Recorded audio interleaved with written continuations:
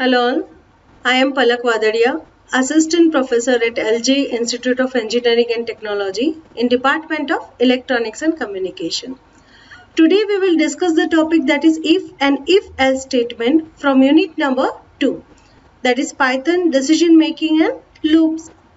So let's start our session with the Python decision making. Decision structure evaluates multiple expressions which produce the true or false as a outcome.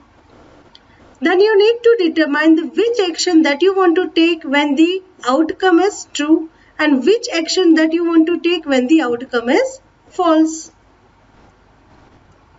Python programming language assumes any non-zero and non-null value as a true, and if it is either zero or null, then it is assumed as a false value. That means whenever the outcome is true, at that time you will get some non-zero value. And whenever the outcome is false, at that time you will get 0, or you can say it's a null value. Now we will discuss some Python decision making statements.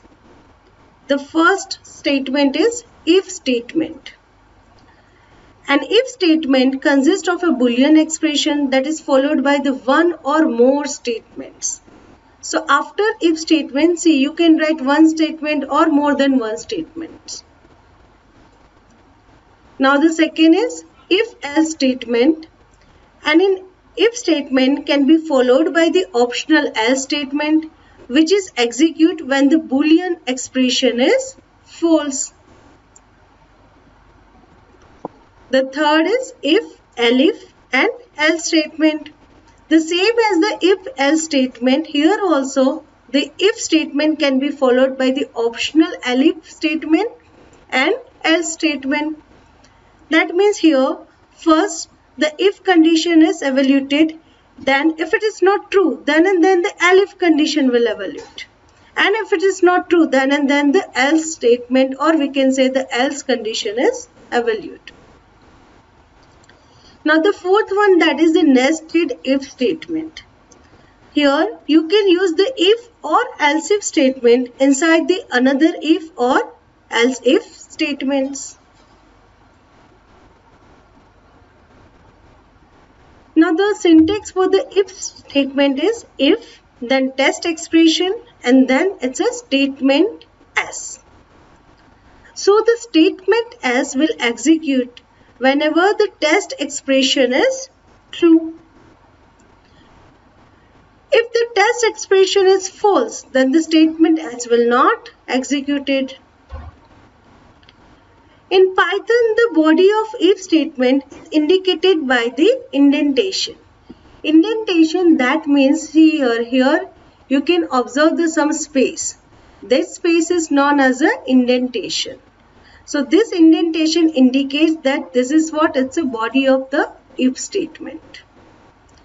Now the body starts with the indentation and the first unindented line marked as a AND. So if you write any instruction that start with this arrow, then this indicates that is the AND of that if loop.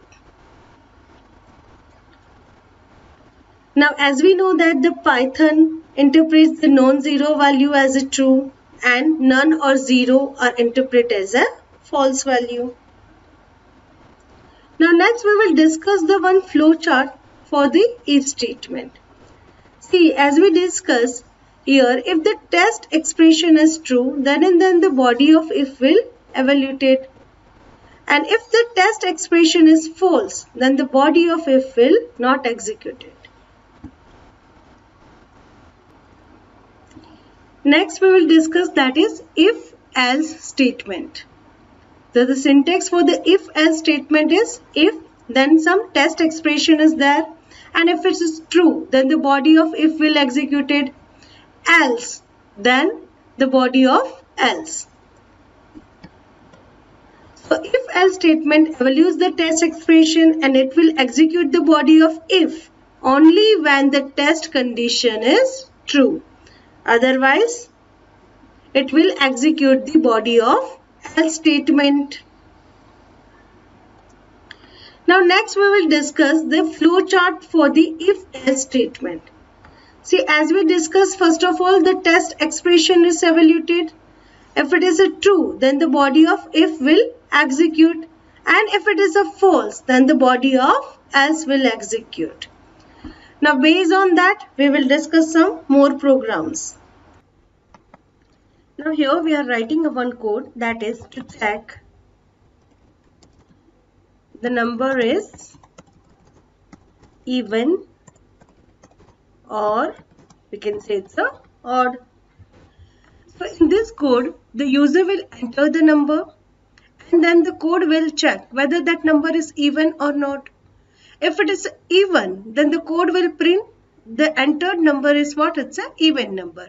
And if it is odd, then code will print that is the given number is what? It's a odd number. See, simple what we have to do. First of all, we just take one variable, that is I'm just taking right now it's a num. Then I'm taking integer and here input, because user will enter the number. So here we just write enter the number. Now to check the number is even or odd, we have to write one if condition, and here the condition is what? Num modulus of 2. If you remember, then we have studied the modulus operator when we study the arithmetic operators. The modulus operator gives us the remainder, and when any number is modulus with the 2 and if the remainder is 0, then definitely that number is what? It's an even number. And if the modulus is non-zero, that means that number is what? It's an odd number. So one simple condition I am writing, that is num modulus of 2. And if it is equal to 0, then code should print that is num is even number. Otherwise, that is else print num is odd number. Now let's execute this code.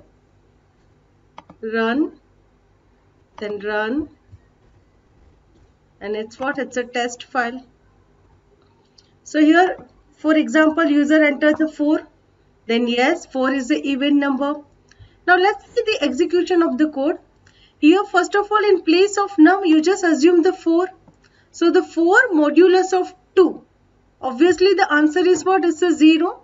So simply it print that 4 is what? It's an even number, because this condition is true. So the body of if is executed. Now no need to execute this else statement because the if condition is true. See, the else statement is executed whenever the if condition becomes false. Now just enter the another number. For example, I'm just entering the 5. And the 5 is what? It's an odd number. So here in place of num, you just assume 5. So the 5 modulus 2. Then definitely the answer is not 0. Right? So the body of if is not executed. Now the program jump to the else statement. That is line number 5. And here the body of else is executed. That is what? It's a print. In place of num, it's a 5. And then the string. That is, it's a odd number. Now the next program, that is to check the input character is uppercase or it's a lowercase. So here, first of all, user will enter the character and then your code is check whether that character is uppercase or lowercase.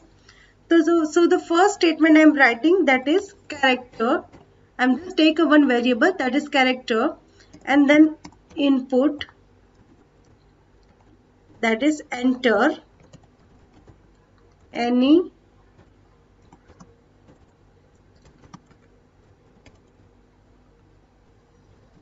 character. So here user will enter the character, and how the code will check? Simple, you have to write only the one condition, that is if, that is your variable character is greater than or equal to capital A. Right? Because here we want to check whether the character is from capital A to capital Z. Yes, if it is inside that, then definitely that character is what? It's a uppercase. Otherwise, else it's a lowercase. So here just I'm writing this condition, and the second condition is that is character is less than or equal to Z. That is, I want to check that the character is between A to Z. So here I have to write one condition, that is definitely AND condition. That is a logical condition, if you remember. Then here I am just writing print. It's uppercase. Otherwise, I am just write the else condition. That is, it's what? It's a print is lowercase. Now let's see the execution of this code. Run. And here, for example, user has entered the B. Then yes, B is what? It's uppercase because it's a capital B. Now here, because it is inside this condition, inside this if condition. Now let's run and check. I just entered the small b. Then yes, it's what? It's a lowercase. I hope this code is clear. Now the next program is to check the grade of the student. That means if the student marks is between 80 to 90, then the grade is A. If the student marks is in between 60 to 80, then grade is B. And if the student marks is between 40 to 60, then grade is C.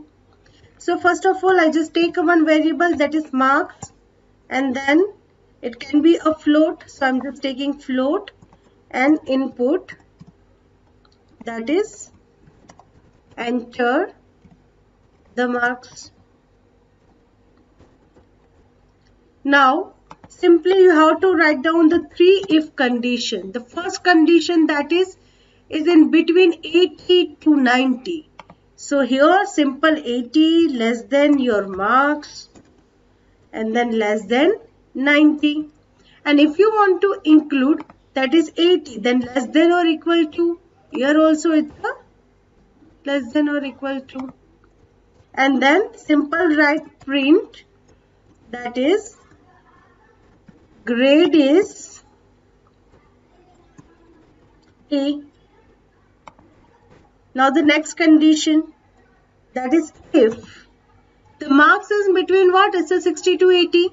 So 60 less than or equal to marks less than or equal to 80.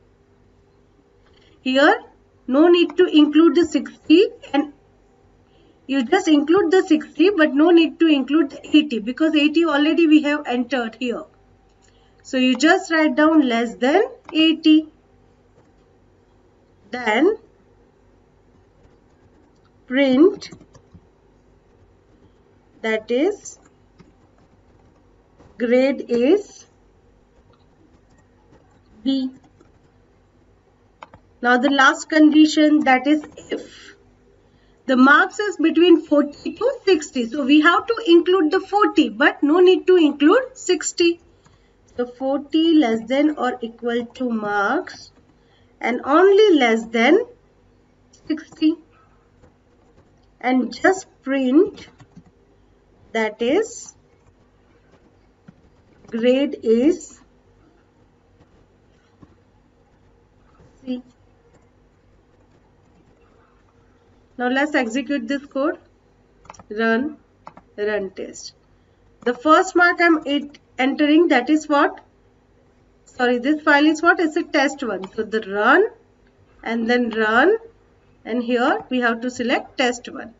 So first we have to enter, that is I'm just entering the 85. Then here definitely the 85 is what? It's the grade A. Now again I'm just run this code.